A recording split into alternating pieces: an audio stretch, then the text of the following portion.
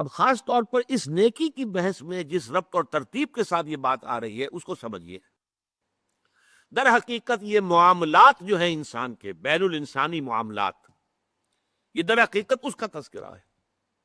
اس لیے کہ اب تک جو معاملے آئے، ایک خدمت خلق اور انسانی ہمدردی کا جذبہ، پھر نماز کا قیام، زکوٰۃ کی ادائیگی۔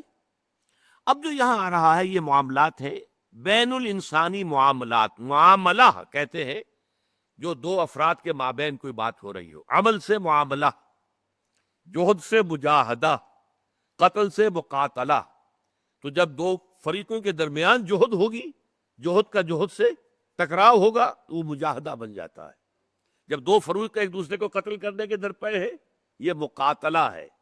معاملہ جب دو انسان یا دو فریق یا دو گروہ یا دو کمپنیاں، یہ کمپنیاں جو ہے وہ بھی آپ کو معلوم ہے لیگل پرسنز شمار ہوتے ہیں، ان کے مابین کوئی معاملہ ہو رہا ہے، کوئی معاملہ طے کر رہے ہیں، ان معاملات کے اندر سٹریم لائننگ کرنے والی ایک شے ہے، اگر وہ ہو جائے سارے معاملات درست ہو جائیں گے۔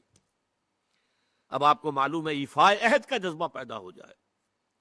دیکھیے معاملات کی میں آپ سے وضاحت کروں، ایک شخص امپلائر ہے، ایک امپلائی ہے، ان کے درمیان ایک کانٹریکٹ ہے، یہ ریمونریشنز ملیں گی، یہ مراعات، یہ مفادات، یہ تنخواہ، یہ کام تمہیں کرنے ہیں۔ اب اگر ایک شخص پوری تندہی کے ساتھ وہ کام نہیں کرتا تو وہ حرام خوری کر رہا ہے، ایفاء عہد نہیں کر رہا۔ ایفاء عہد کا تقاضا یہ ہوگا کہ کوئی سپروائز کرنے والا ہے یا نہیں ہے، کوئی دیکھنے والا ہے یا نہیں ہے، وہ اپنے معاہدے کے اندر بندھے ہونے کی بنیاد پر کام کرے، اور حتی الامکان اپنی جو بہترین صلاحیتیں ہیں وہ۔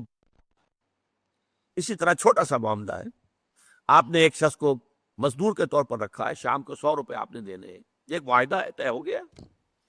اب یہ مزدور اگر کام چور ہے کہ اگر تو کوئی دیکھنے والا ہے تو کام کر رہا ہے، اور اگر کوئی دیکھ نہیں رہا تو بیٹھ گیا، تو یہ بے ایمانی کر رہا ہے، یہ وعدہ خلافی کر رہا ہے۔ اسے اپنے اس وقت کے اندر اپنی پوری توانائی، پوری توجہ کے ساتھ، اس لیے نہیں کہ کوئی مجھے دیکھنے والا ہے، بلکہ اس لیے کہ میں تو اپنے عہد کا پابند ہوں، میں نے معاہدہ کی۔ یہ میں نے سب سے چھوٹی مثالیں دے دی، اس سے اوپر آئیے۔ شادی کیا ہے؟ سوشل میرج، یہ سوشل کانٹریکٹ ہے۔ میرج کیا ہے؟ ایک مرد ایک عورت، اس کے درمیان معاہدہ ہے، ساری عمر کا نباہ کرنا ہے، بیوی کے یہ فرائض ہیں جو اسے ادا کرنے ہیں، شوہر کی یہ ذمہ داری ہے، اس کے نان نفقے کا وہ ذمہ دار ہے، اس کے لیے سکنا فراہم کرنا اس کے ذمے ہے، اس کے لیے رہائش کا بندوبست کرنا اس کے ذمے ہے، نان نفقہ اس کے ذمے ہے، بیوی کے یہ فرائض ہیں جو اسے ادا کرنے ہیں۔ اب یہ در حقیقت ایک سوشل کانٹریکٹ ہے۔ اگر کوئی بھی اس کے اندر خیانت کا ارتکاب کر رہا ہے تو اس نے اپنے عہد کی خلاف ورزی کی۔ اسی طرح دیکھیے بہت سے معاہدے ہوتے ہیں جو ریٹن نہیں ہوتے، طے شدہ نہیں ہوتے۔ اولاد اور والدین میں بھی ایک معاہدہ ہوتا ہے، امپلائڈ ہے وہ کیا معاہدہ ہے؟